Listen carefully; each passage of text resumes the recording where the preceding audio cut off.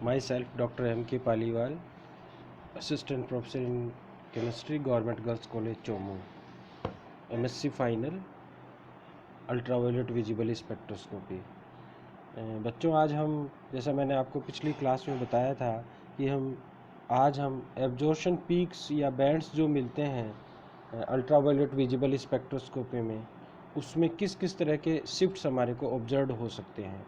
तो हमने यहाँ पर इन मुख्य रूप से जो 4 प्रकार की शिफ्ट प्राप्त होती हैं उनके बारे में यहाँ पर विस्तार से बताने का प्रयास किया है। बहुत समराइज रूप से मैंने नोट्स में आपके लिए रखा है।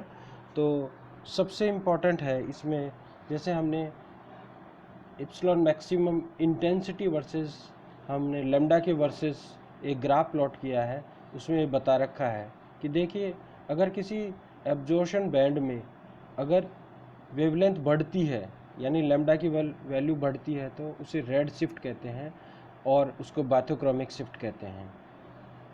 और यदि लेमडा की वैल्यू किसी कारण से, अगर एब्जॉर्प्शन बैंड की लेमडा की वैल्यू किसी कारण से अगर घटती है, तो उसे हिप्सोक्रोमिक शिफ्ट कहते हैं और उसे ब्लू शिफ्ट भी कहा जाता है, यानी कि शॉर्टर वेवलेंथ की तरफ इसका शिफ्टिंग होता है, इस कारण से इसे ब्लू शिफ्ट कहा जाता है। और जो लॉन्गर वेवलेंथ की तरफ अगर शिफ्ट होता है तो उसे रेड शिफ्ट कहा जाता है। अगर इंटेंसिटी का मान, किसी एब्जॉर्प्शन बैंड की इंटेंसिटी का मान कम होता है तो उसको हाइपोक्रोमिक शिफ्ट कहते हैं, और अगर इंटेंसिटी का मान अगर बढ़ता है तो उसे रेड शिफ्ट कहते हैं, हाइपरक्रोमिक शिफ्ट कहते हैं।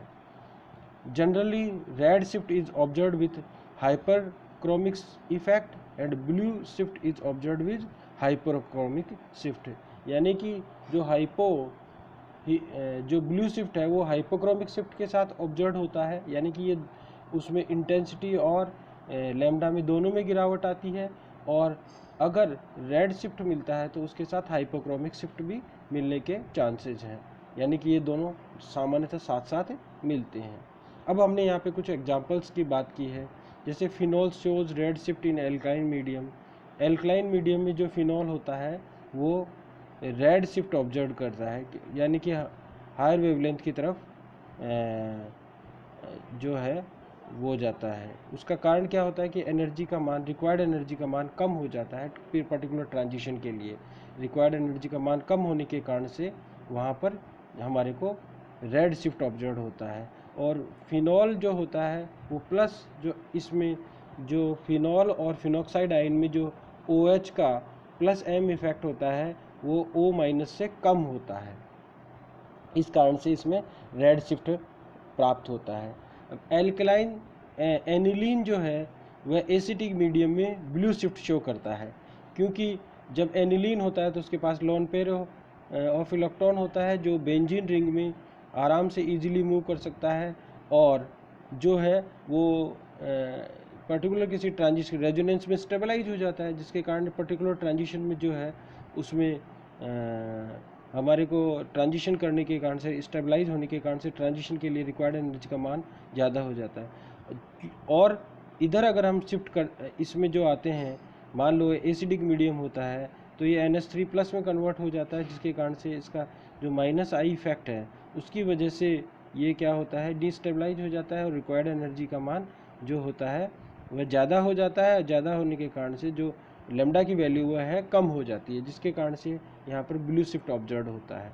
पिरिडीन में इस प्रकार से जो है वह रेड शिफ्ट ऑब्जर्व होता है, जो कि +I इफेक्ट के कारण से। पिरिडीन और 2-मिथाइल पिरिडीन में, 2-मिथाइल पिरिडीन में जो मिथाइल का +I इफेक्ट होने के कारण से इसमें रेड शिफ्ट ऑब्जर्व होता है। इसी प्रकार से बाईफिनाइल और 2-मिथाइल बाईफ्लाइन में, 2-मिथाइल बाईफ्लाइन में प्लेनरिटी डिस्टर्ब होने के कारण से जो है वो ब्लू शिफ्ट ऑब्जर्व होता है, क्योंकि ब्लू शिफ्ट का मतलब ये हो गया कि रिक्वायर्ड एनर्जी का मान ज़्यादा हो गया तो फिर लेमडा का मान कम हो जाएगा रिक्वायर्ड। देखिए यहाँ पे लेमडा मैक्सिमम जो है बाईफिनाइल में 250 है, जबकि 2-मिथाइल बाईफिनाइल में 237 है, यानी लेमडा मैक्सिमम का मान घट गया।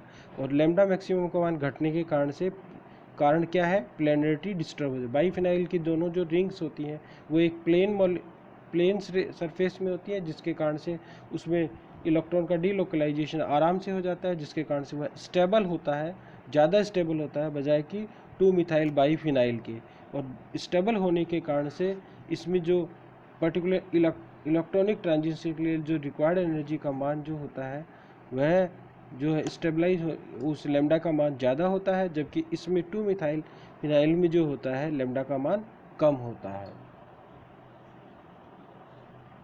अब हम बात करते हैं सब दूसरा जो इम्पोर्टेंट फैक्टर है वह है सॉल्वेंट इफेक्ट। सॉल्वेंट इफेक्ट यानी कि किसी भी एब्जॉर्प्शन बैंड पर सॉल्वेंट इफेक्ट का या पर्टिकुलर ट्रांजिशन पर सॉल्वेंट इफेक्ट या सॉल्वेंट का क्या इफेक्ट होता है, इसके लिए हमें सबसे इम्पोर्टेंट बात जो याद रखनी है वो प्लेनरिटी ऑर्डर याद रखना है कि जो n ऑर्बिटल्स होते हैं उनकी जो है वह पोलरिटी जो होती है सबसे ज़्यादा होती है, उससे कम पाई स्टार की होती है और सबसे कम जो पोलरिटी होती है पाई की होती है। देखिए हमारे पास 2 प्रकार के ट्रांजिशन मुख्य रूप से अल्ट्रावायलेट विजिबल स्पेक्ट्रोस्कोपी में होते हैं, एन पाई स्टार ट्रांजिशन और पाई टू पाई स्टार ट्रांजिशन। जब हम नॉन पोलर सॉल्वेंट लेते हैं तो हमारे पास एन पाई स्टार ट्रांजिशन लेते हैं में पर्टिकुलर जो वैल्यू है वह ए बी की जो है ए बी के बीच में रिक्वायर्ड एनर्जी का मान जो है वह कम है। अब देखिए क्या होता है, अगर हम धीरे धीरे पोलरिटी बढ़ाते हैं, पोलरिटी बढ़ाने के कारण से चूँकि ग्राउंड स्टेट वाली जो है एन जो है उसकी पोलरिटी का मान ज़्यादा है, पोलरिटी का मान ज़्यादा होने के कारण से ये क्या होता है कि इसमें जो हाइड्रोजन बॉन्डिंग के कारण से एन जो ऑर्बिटल्स हैं वो ज़्यादा स्टेबलाइज हो जाते हैं। ज़्यादा स्टेबलाइज होने के कारण से अब जो ट्रांजिशन n2 पाई स्टार ट्रांजिशन रिक्वायर्ड एनर्जी का मान जो है वह ज़्यादा हो जाएगा। अब देखिए जैसा कि आपको इसमें दिखा रखा है ए बी की वैल्यू जो है सी डी से कम है, क्योंकि अब जो है जैसे जैसे पोलरिटी बढ़ाते हैं वैसे वैसे जो है वह रिक्वायर्ड एनर्जी का मान बढ़ जाता है। रिक्वायर्ड एनर्जी का मान बढ़ गया तो इसका मतलब लैम्डा का मान घट गया, इसका मतलब हमारे को ब्लू शिफ्ट ऑब्जर्व होता है। Means in such A case the absorption band moves to shorter wavelength by increasing the polarity of solvent. In n-pi transition, the ground state is more polar as compared to the excited state. Thus, n orbitals are more stabilized by hydrogen bonding with polar solvents like water and alcohol. Thus, large energy will required for such and absorption shows blue shift. इसके opposite जो होता है वह है पाई to pi star transition में होता है। अगर पाई टू पाई स्टार ट्रांजिशन में अगर पोलरिटी बढ़ाते हैं तो देखिए यहाँ पर जो एक्साइटेड स्टेट है उसकी पोलरिटी का मान ज़्यादा है, यानी पाई स्टार ऑर्बिटल है उसकी पोलरिटी का मान ज़्यादा है।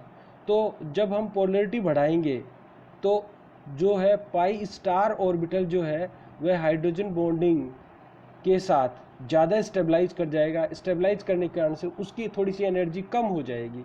एनर्जी कम हो जाएगी तो देखिए जो फिर अब रिक्वायर्ड एनर्जी जो है यानी ए टू बी में transition pi to pi star transition में जो रिक्वायर्ड एनर्जी का मान कम हो जाएगा। रिक्वायर्ड एनर्जी का मान कम हो जाएगा तो वेवलेंथ का मान बढ़ जाएगा, यानी कि हमारे को इस कंडीशन में रेड शिफ्ट ऑब्जर्व होता है। इस प्रकार सॉल्वेंट इफेक्ट होता है। सिंपल सी बात अगर हम समराइज रूप से ये कहें कि अगर ग्राउंड स्टेट में ऑर्बिटल की पोलरिटी ज़्यादा है तो हमारे को ब्लू शिफ्ट ऑब्जर्व होगा, और अगर एक्साइटेड स्टेट की ऑर्बिटल की पोलरिटी का मान ज़्यादा है तो हमारे को रेड शिफ्ट ऑब्जर्व होगा। अब हम बात करते हैं हाइड्रोजन बॉन्डिंग की। हाइड्रोजन बॉन्डिंग में क्या होता है, अल्ट्रावायलेट विजिबल स्पेक्ट्रोस्कोपी में हम 2 प्रकार के जो बॉन्डिंग होते हैं उनको डिस्टिंग्विश कर सकते हैं। एक तो इंटरमॉलिक्यूलर हाइड्रोजन बॉन्डिंग और एक इंट्रामॉलिक्यूलर हाइड्रोजन बॉन्डिंग। अगर इंटरमॉलिक्यूलर हाइड्रोजन बॉन्डिंग होता है यानी कि 2 अलग अलग मॉलिक्यूल हैं और उनके बीच में हाइड्रोजन बॉन्डिंग होता है तो उससे क्या होता है कि लैम्डा मैक्स जो है वह इंक्रीज्ड हो जाता है। इंक्रीज्ड होने का से कारण से रेड शिफ्ट होता है। जबकि इंट्रामॉलिक्यूलर हाइड्रोजन बॉन्डिंग जो होता है उसमें किसी प्रकार का कोई चेंज लैम्डा मैक्स में कोई चेंज नहीं होता, तो इसका मतलब यहाँ पर किसी प्रकार का कोई शिफ्ट ऑब्जर्व नहीं होता। सिंपल बात ये कहते हैं कि हम ऐसे डिस्टिंग्विश कर सकते हैं इंट्रामॉलिक्यूलर और इंटरमॉलिक्यूलर हाइड्रोजन बॉन्डिंग को। यदि किसी बैंड में हमारे को किसी प्रकार की कोई शिफ्ट मुख्य रूप से रेड शिफ्ट ऑब्जर्व होती है तो वह इंटरमॉलिक्यूलर हाइड्रोजन बॉन्डिंग है, दो अलग अलग मॉलिक्यूल के बीच में हाइड्रोजन बॉन्डिंग है। जैसे हम बात करें कि एक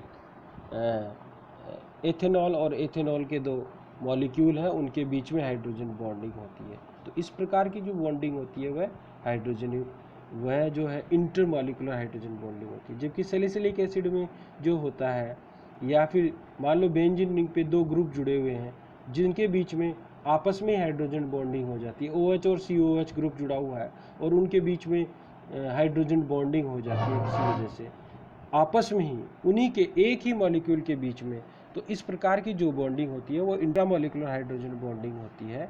ऑर्थोनाइट्रोफिनॉल में भी इस तरह का ऑब्जर्व होता है। तो ऑर्थोनाइट्रोफिनॉल जो है वो इंट्रामॉलिक्यूलर हाइड्रोजन बॉन्डिंग होता है, तो इसमें किसी प्रकार का कोई शिफ्ट हमें ऑब्जर्व नहीं होता, यानी कि लैम्डा मैक्स के मान में किसी प्रकार को कोई परिवर्तन हमारे को नहीं मिलता है। तो इस प्रकार से हम हाइड्रोजन बॉन्डिंग को भी इंट्रामॉलिक्यूलर और इंटरमॉलिक्यूलर हाइड्रोजन बॉन्डिंग को भी ऑब्जर्व करते हैं। हम आज मुख्य रूप से तीन हम टॉपिक्स पढ़े। एक तो था शिफ्ट इन एब्जॉर्प्शन बैंड, दूसरा है सॉल्वेंट इफेक्ट की वजह से क्या चेंजेज आते हैं, क्या शिफ्ट्स होते हैं, और हाइड्रोजन बॉन्डिंग को हम इंट्रामॉलिक्यूलर हाइड्रोजन बॉन्डिंग और इंटरमॉलिक्यूलर हाइड्रोजन बॉन्डिंग को किस प्रकार से डिस्टिंग्विश कर सकते हैं। अब हम नेक्स्ट क्लास में बहुत इंपॉर्टेंट पार्ट पढ़ेंगे इसका, वो है वुडवर्ड और फीजल रूल। मैं आपको ये सब बहुत छोटे छोटे रूप में नोट्स बना के दे रहा हूँ। आप इसमें बुक में बहुत बड़ा है तो उसको इनके विथ और एग्जाम्पल्स के साथ आप इसकी स्टडी करेंगे और इसको फिर नोट डाउन करेंगे और अपने खुद के नोट्स प्रिपेयर करेंगे। Thank you.